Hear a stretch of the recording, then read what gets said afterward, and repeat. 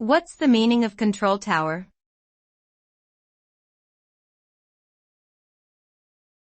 Control tower.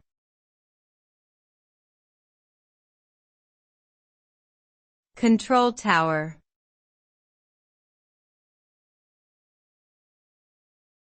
Control tower.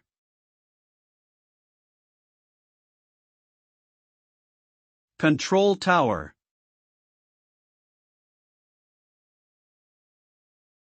A control tower is a facility located at an airport that provides air traffic control services to aircraft. It serves as a central hub for communication between ground-based and airborne vehicles. Air traffic controllers stationed in the control tower are responsible for monitoring and regulating the movement of aircraft on the ground and in the air. They use various systems and technologies to ensure the safety and efficiency of aviation operations at the airport. The primary goal of a control tower is to prevent collisions and maintain order in the airspace around the airport.